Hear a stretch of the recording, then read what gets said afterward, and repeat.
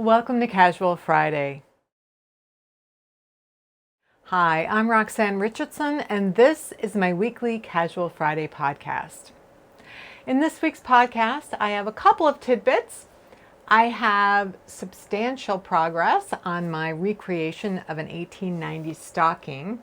I have some miniature knits, and I have some spinning progress as well. So let's get started. This tidbit came to me from Regia, who I know from our Guild's Zoom knitting groups. It's an article that was published on the C&M website by a person who crochets. They challenged ChatGPT to come up with crochet patterns for various items, really in order to understand what ChatGPT could and could not do. There are lots of photographs of the results of the crocheting experiment. Just as an AI learns from a data set, the article's author learned what to expect from the AI and modified their requests for patterns based on seeing the results that ChatGPT was providing. So for example, the first attempt was to have it create a pattern for a banana. It did provide instructions for both the peel and the fruit, but as you can see on the screen, it doesn't really look banana-like. Everything that ChatGPT was coming up with seemed to be spherical. So the article goes on to explain why and how an AI is limited by its training. ChatGPT was trained to sound like a human and respond like a human in language that sounds human-like. It wasn't trained to create crochet patterns. So when given a narrower focus in its training, it likely could come up with better patterns, but it would just need better training data. So the author did various things to get the results to be something other than spherical, with some interesting resulting pieces of crochet work. So you'll be able to read the article and see all the photos of the projects made from the patterns from the link that I'll put down in the show notes. This tidbit came to me from Annette on Ravelry. It was a link to a DIY spinning wheel that the creator was able to make with about $7 in materials. The wheel is designed to spin only woolen yarn, not worsted yarn. So it has a spindle rather than a flyer and bobbin setup. So in a way, it's like a great wheel, but smaller and with a treadle. I did find several videos of people who had made this spinning wheel, including the creator. His version was very stable and he was able to spin on it fairly easily.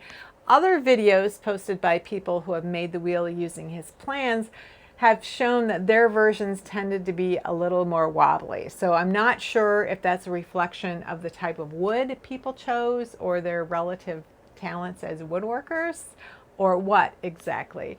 But it certainly is possible to make a wheel like that. At least one of the people mentioned that they spent quite a bit more than $7 on material, closer to like $40 to $45. But spinning wheels tend to be fairly expensive pieces of equipment, particularly when you compare them to the tools that we use as knitters. I think the most expensive piece of knitting related equipment that I own is my ball winder, which costs maybe $80 about 10 years ago, and it's a really good brand. It's a Royal, which isn't made anymore. And if you buy an interchangeable needle set, that can run a bit more than $80, but you're getting effectively, 20 or 30 more circular needles in that case, not just a single piece of equipment. So spinning wheels can cost hundreds of dollars and sometimes more than $1,000 when they're purchased new. And they tend to hold their value fairly well when they're used. So while it's cheaper to buy used, it can still run you a fair amount of money. And being able to construct one with very little money, even if it ends up being several times more than the $7 that was claimed, it is one way to learn a bit more about spinning on a wheel. It will have limited utility, but you'll be able to spin some yarn. Now, there are other inexpensive alternatives to buying a flyer and bobbin type of spinning wheel, like spindles. drop spindles, supported spindles, and even those little box charkas, which are a type of spinning wheel in a box. They're very portable. But as far as a treadle wheel, I haven't seen anything else that comes close to being under $100. So I'll leave links down in the show notes to the plans for his wheel, as well as to the videos that show the different people spinning on those wheels that they've built from those plans. And I'd be interested to know whether any of you have ever attempted to make one of these wheels, or if it sounds like an appealing project to you, or maybe a woodworker that you might know. I mentioned a few weeks back that it's state and county fair season here in the US, and that our state fair, the Minnesota State Fair, is truly a cultural event. There's just a huge percentage of the state's population goes to the fair. And one of the really great things about the Minnesota State Fair is that it has the largest knitting competition of any state fair in the country. In addition to the hand knitting category competition with all the different subcategories of various types of sweaters, mittens, socks, hats, shawls, blankets, etc., there are frequently other places where knitting can be entered into a fair competition, and even when groups are allowed to enter together. And when that happens, our guild can participate as a guild entering something into the fair. So knitting is typically within the realm of the creative activities building, but there are creative competitions elsewhere in the fair, including the horticulture building. So when I go to the horticulture building, I love seeing the crop art, whether it's the use of seeds to make pictures or using vegetables to create sculptures. It's always really fun to see what people do. One of the competitions, which I did not know about before, apparently centers around decorating Christmas trees, maybe with a theme, I guess is the idea. So, and that's one where a group can enter. So our guild is entering that competition to decorate a Christmas tree with hand knit miniature garments and accessories like hats, mittens, scarves, socks, and sweaters. And we'll be making garland out of pom-poms. So this week, between working on my 1890s stocking reproduction and spinning, I've been knitting little tiny hats, mittens, and socks. So let's go to the overhead, because I want to talk about how you can scale down a full-size knitted item into something that is ornament sized without using a pattern. So these are the little ornaments that I've made so far for the Christmas tree that our guild is going to be decorating. Now, my intention at the beginning was to just use one of the patterns. The guild had bundled a group of free patterns on Ravelry together for members to use. And that was my intent at first. Well, I'm not going to reinvent the wheel if somebody else has already done it, because I didn't really know how big these should be. And so I thought I'm just going to use one of the patterns, and I ran into for me it's a problem. It isn't necessarily a problem for other people, but I couldn't. They didn't have any information about the finished size. They had information about what kind of yarn to use, what needle size to use, and then what gauge they got. But they didn't say, well, what the finished size is. So I just used the gauge and the number of stitches to tell me how big around something was going to be, like the sock. And once I saw that, then I'm like, oh, I can just scale down a regular sock pattern by about a third and end up with something. And that's what I did for the sock. And I did something similar for the mitten. I just used sort of a third scale. I know how to make a mitten. I know how they're constructed. They have a similar circumference to socks. So I started out again with the same number of stitches. And then when it came to the hat, I was like, hats start out bigger. They're 20 inches in circumference, not like 8 inches in circumference. And so I was like, how big do I want to make this? And so for the hats, I decided to make them at a 1/4 scale so that they would be a similar resulting size as the mittens and the socks, but they wouldn't be proportional to a real hat and real mitten with respect to each other. I think this is a really handy thing to understand, is how to scale something. So if you do want to make a miniature of something, how to approach that. So this is an example of a mannequin that is 1/4 scale of an adult human. Like, here's my hand, and this is a 1/4 scale human. And you may look at that and how can that be 1/4 of the size of a human? And the reason is, it's because it's 1/4 in each dimension. So if we look at this square right here, if we were going to make something identical to this, but we wanted to use a 1/4 scale, we would not do this. We would not say we're going to make something this big, because this is that's half scale. You have half of the width and you have half of the height. A 1/4 scale is 1/4 of the width and 1/4 of the height.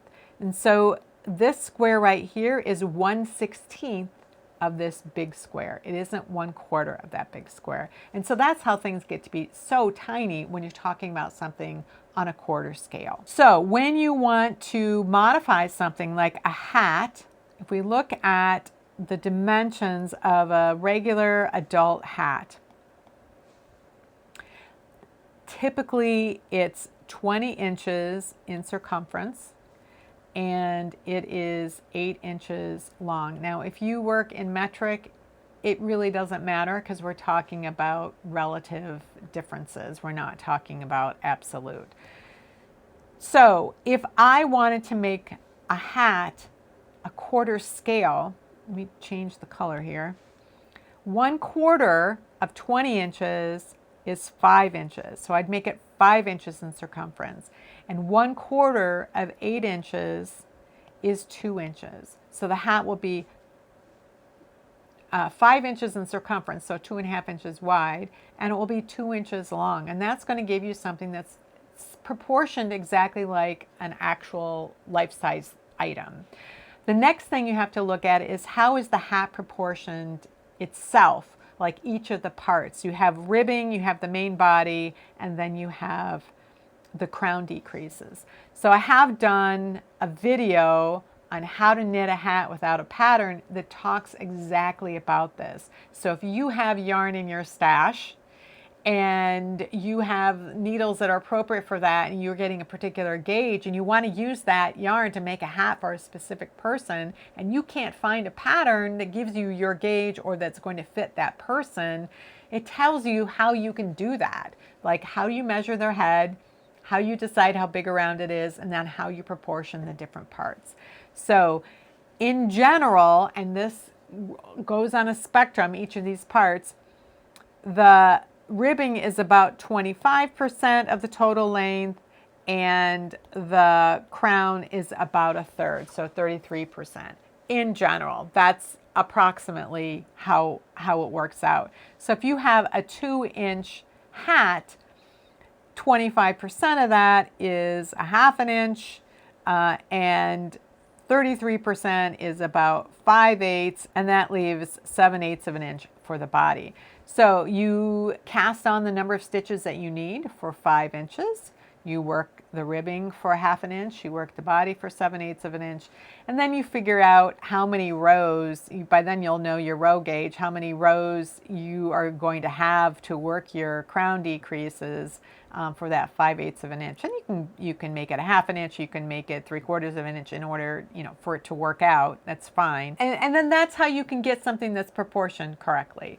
So as an example, I will leave what I did, what my gauge was, my stitch count, how I approached creating this little hat, and so that you can understand how all of this translates into something like this. So the hats, I did a 1/4 scale because, again, the original hat is 20 inches in circumference and 8 inches long.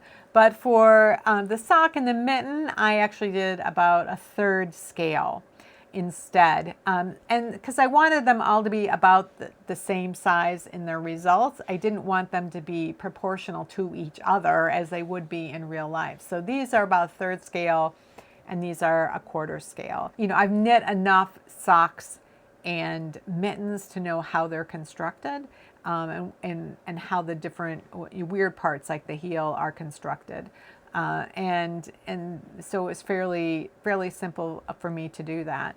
So if you don't know how to knit a sock already, then you might want to follow a pattern. But if you have made a bunch of socks and you could do it with your eyes closed, then you can make something like this. Just scale it down by 1/3, approximately 1/3. And same with mittens. I do have a video on how to knit fingerless mitt without a pattern. It doesn't have the decreases at the top, but it's got, you know, how this part is proportioned up to here and how you work the thumb and calculate those kinds of increases and things.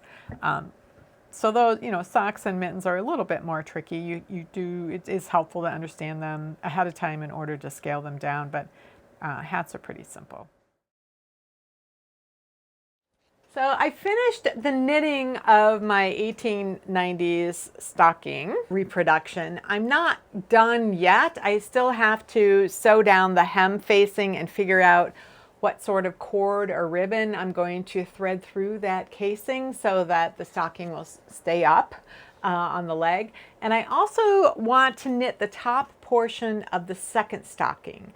So that was a stocking that looked superficially like it matched this one, but it had a different lace pattern, and then it turned out it had a different number of stitches. The calf decreases were spread out differently. So there were quite a few differences between this particular stocking and the other one. There are a lot of elements that were exactly the same. Once you get done with the calf decreases, it's the same stocking. So when I knit these stocking reproductions, whether it's something from 1540 or 1700 or 1890, my goal is learning what was originally done and thinking about why certain unique elements might have been done the way they had been done. When I was nearly finished with the stocking leg, I had the opportunity to re-examine the original stockings. I had been working from photographs up to that point.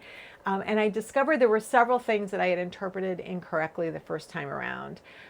So knitting the second stocking, at least partially, will allow me to go through the actual process the original knitter went through as she knit them, and to get a better understanding of how that method might be better or easier or more understandable than the way I knit this one. So let's go to the overhead, and then I can show you what the stocking looks like currently, like on my leg. And this is as much as I can get in. So you can see the toe, which has this knot on the outside. I haven't cut the tail yet, but I thought that was an interesting thing. And you can see the lace at the top. So this is the part I have to fold over and sew down for the hemming. So on the back side, you can see there's this seam line, which is typical to have something like this in a stocking from that time. What was unusual was, let's see if I can get a picture of this, was having the seam line, can I get my foot in here? There we go. So what was unusual is having the seam line continue all the way down the foot. So the reason that it continues like this is because rather than having gusset decreases along here, the decreases were placed on the sole side. So people have asked me, several people have asked me, well, wouldn't this be uncomfortable? Are you going to be able to feel that?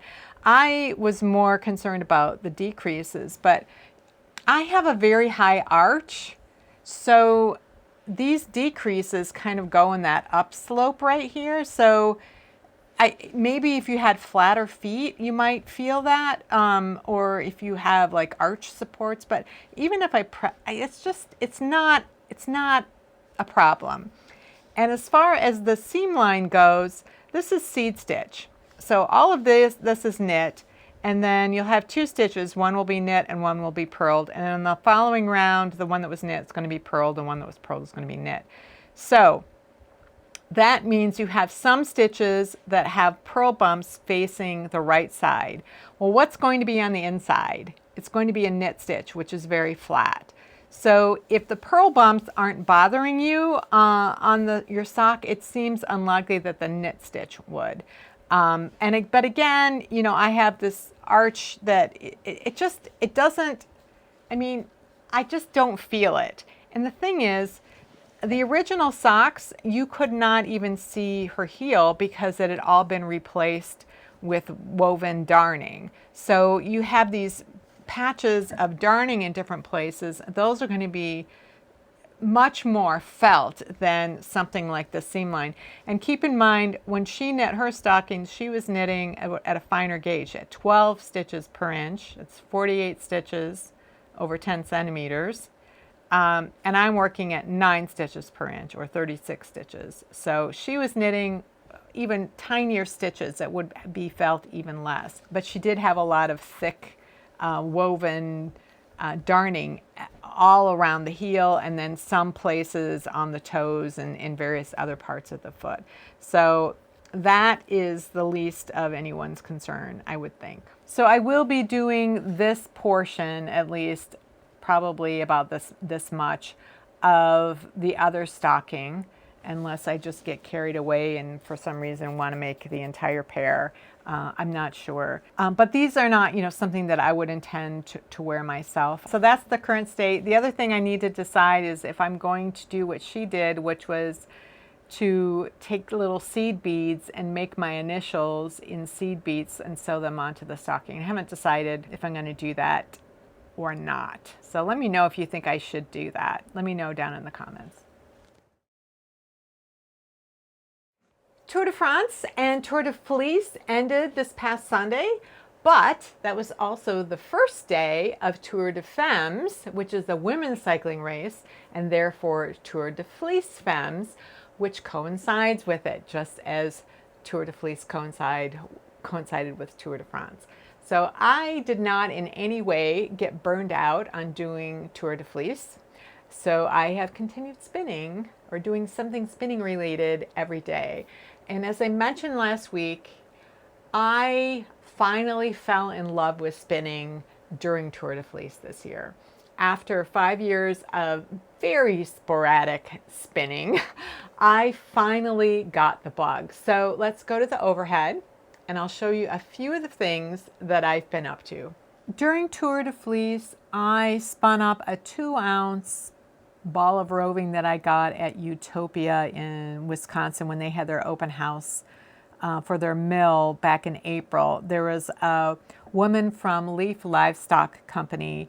She is a farm in Illinois, and she had a booth at the open house. And I saw this roving, and I really liked it. And I bought 2 ounces of it, which I knew wasn't enough to really do anything with, but I thought, oh, it's something I could add to my Breed Study blanket. It was an interesting blend of fibers. It had a polypay and rambouillet. So I've knit with rambouillet before, but the polypay was one. I've seen those sheep in real life here locally. It's a really common sheep here in the Midwest, but I'd never spun it and I hadn't ever knit with it. So I bought that roving and I enjoyed spinning it so much that I went to her website and bought some more. So I had about 4.5 ounces altogether, and I spun it onto 3 different bobbins and did a 3-ply. And I ended up with kind of two skeins because I filled the bobbin up. The first, I had 3 bobbins, and as I was plying, I filled up the bobbin on my wheel right when one of the singles bobbins ran out. And so then I switched bobbins, and then the bobbin that had the least amount of yarn left, I created what's called a plying bracelet, and I formed 2 plies with the plying bracelet, and then I had the 3rd ply to continue doing a 3-ply. And then when that ran out, then I continued with the final strain that was left using a technique called chain plying to make a 3-ply yarn. And so that's what's right here. And so this is mostly that third bobbin. It's a little bit lighter in color than the other two, so when they're all blended together, this result was a little darker, and it just kind of varied throughout the roving a little bit anyway. So I was really happy with this. Now I did this as a woolen spun, and it was probably like a worsted weight, maybe an Aran weight, when I was done spinning it, and then I washed it, and because it's woolen spun, it poofed up. So this is a bulky yarn, but I have to say this yarn is, I'm the happiest with this yarn of any yarn that I've ever spun. I was pretty happy with some of my breed study yarns, but those were such small quantities and I was just making little squares out of them. Like, this is enough to do something with, and so I'm probably going to knit a hat. I'm just really happy also, you know, the more plies you have, the more even your yarn is. So it's pretty even. It was really a joy to spin. I'll leave a link to Leaf Livestock Company down in the show notes. They sell yarn, but they also do sell roving, and it's just so wonderful. I cannot wait to knit with this. So I'll probably be knitting something up pretty quickly, pretty soon with this. I'm just so happy, and I'm so excited. I've made some things from my hand spun before, but it was in my earlier hand spun days. I didn't particularly like the yarn I had made. It was like hard. And I, you know, knit it into cowls, which aren't anything that I wear. So I was not ever thrilled. So I'm really excited about this yarn and turning it into something that will actually be useful. So as I mentioned in the segment about knitting those small scale ornaments, it's really handy to understand how to knit basic items, because that means no matter how my hand spun yarn turns out, if it's way thicker than I intended or maybe way thinner than I intended, I can still use it to knit into something that will fit a specific person using whatever gauge I get with my hand spun, and then just knitting it to that person's head size or hand size, whatever it is that I'm going to make for them. So this yarn will probably become a hat for my husband. One of the reasons I think I fell in love with spinning this month was because of a particular spinning wheel accessory that I bought. So I want to go back to the overhead and show you this absolutely wonderful piece of equipment. During Tour de Fleece, I got a new accessory for, it was new to me, it was used, but a new accessory for my spinning wheel. It's called a woolly winder. So this is something I'd heard about for a few years, and I looked into, and they seemed kind of expensive. You know, everything with the spinning can be expensive. The equipment, you know, isn't cheap because it's all handmade. I couldn't justify adding that expense when I wasn't spinning very much. My friend Elizabeth, the first day of Tour de Fleece, she invited me over and we were spinning on her front porch, and she had a woolly winder, and she has, I think, a couple of different ones, one for each of her different machines, because you need a special one for each machine or each wheel. And I was asking her how much she liked it, you know, lamenting about the expense. And the next day she sent me a link that she had spotted on Spinners Marketplace. It's a group on Ravelry where people are looking to buy used equipment or are looking to sell it. And so spinning equipment holds its value pretty well. So there was somebody selling a used Lendrum woolly winder. So I had a moment of weakness. It was, you know, cheaper than new. And so I said I was interested. I ended up getting it. She shipped it out that day. I had it within a couple of days. And this has been a game changer. It allows me to spin constantly without stopping. Normally with a spinning wheel, you have a point where you are creating a single and you're creating tension so that it's not feeding onto the bobbin, and then at some point you're ready to let it come on. And as it's winding on, it's going to wind on in the same location. And you keep spinning in that and winding things on in that location for a while, and then you have to move this kind of loop, or sometimes there's a series of hooks and you move the yarn from one hook to the next. And what happens, you know, it gets loaded onto the bobbin. So depending on how frequently you are moving the hook, you know, you can have bigger or shallower little divots in your bobbin, but it's not even. And when you're winding off the bobbin, either because you're putting it onto a different bobbin, storage bobbin, or because you're plying, having those mounds means it's not always going to wind off at the same speed. And what the woolly winder does is it doesn't require you to change those locations. It has a screw in here, and this loop automatically moves as the yarn is being wound on to the bobbin. So you can see how this red yarn that I've just been doing, as I was feeding the yarn onto the bobbin, this screw first was moving this way, and then now it's moving in this direction. So if I spin a little more, you'll be able to see it starting to appear here.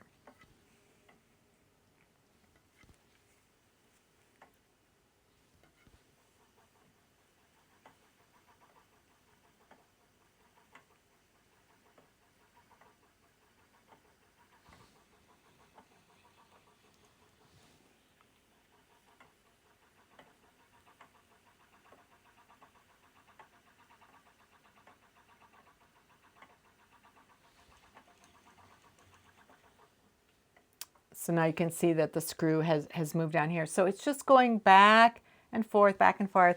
And what this has allowed me to do is really focus on my technique. I really like the long draw technique, and it was allowing me to really focus on what I was feeling and developing my muscle memory and my technique, and not have to keep stopping and moving that loop manually. And it just seemed like such a luxury to buy, but it's turned out, it's actually what flipped me into loving to spin, was that I just took that one step out and I could focus on what I was doing, and I was really liking my results so much more. And because it's winding on so evenly, it winds off very evenly as well, and it just is making such a difference in the process. So this is a purchase I made, and I did it used. If you guys are interested in getting into spinning but you don't want to buy new equipment, sometimes new equipment, there's a long wait before you can get it. So a lot of people are looking to get used because they might be able to get it sooner rather than later. It just depends on your budget, your time frame, your patience level, and all of that. But I am so happy that I got this. You know, the downside is that you have to buy a complete flyer with this system on it, and then the bobbins are different too, because that screw runs based on these gears here. So there's a little gear on the bobbin, and then there's a gear on the flyer as well. And that's not something that you would have in your regular bobbin. So, you know, it's different bobbins, and every machine's got its own type of woolly winder. So if you had, unless you had two machines of the same brand, you wouldn't be able to use the same woolly winder on both machines, which is a shame. But that's not the fault of the woolly winder. It's the fact that everybody's machine is built differently. Now, one of the things that's happened, because I am so enthralled with spinning now, is I'm just going into my fiber closet to see, what do I have stored here? What have I stored here? And so this gray wool under here is called Border Leicester. And I had a bat, it was probably 1.5 ounces of carded Border Leicester that I had made in a class from Clemis and Clemis. So they're the ones I bought the drum carder. It was a drum carding class to learn about drum carders, and I really liked them, and I liked the drum carders, and I ended up ordering one, which took like 6 or so months to get. And we were carding all different kinds of fiber, and one of the things that we did was this Border Leicester. And so that's something that I don't think I have in my breed study blanket. And so I got some more long draw practice. And then I've been looking to see what else did I make in that class that's been stored in my closet. There was one that was labeled an art bat, and I couldn't really remember making it. And art yarn isn't something that I want to make, but I looked at this, and it's actually pretty nice. There's a little bit of color in here somewhere that will probably pop out. I think there's a little bit of red in here that will probably pop out. But otherwise, it's really nice. Let me see. It's 1.5 ounces of assorted wool and 1/2 ounce of dyed roving. So it was just, you know, we were able to play with it however we want. And since I don't like really wild yarns, this is what I ended up doing. So I'm going to be spinning this up this weekend to see what it turns into, and I'll be plying my border Leicester and see how that yarn turns out. And I'll leave a link down in the show notes to that Spinners Marketplace on Ravelry. I'm sure, I know there are groups on Facebook that are focused on a similar idea, but I don't go on Facebook anymore, so I can't tell you what those groups might be. So you guys are welcome to leave comments on any other ways people might find used spinning equipment. Just be warned that if you leave an actual link, YouTube has a habit of treating all comment links as spam, and it might get deleted. So you can try putting in a link, but if it just vanishes, then you can try again with just information about like what the name of the website is or the specific Facebook group name is, whatever, without actually leaving a clickable link. Well, that's it for this week's Casual Friday. If you have any comments or questions about today's video or suggestions for videos you'd like to see in the future, you can leave those down in the comments below. Or join the discussion in my Ravelry group, Rox Rocks. Thanks for watching, and I'll see you next week.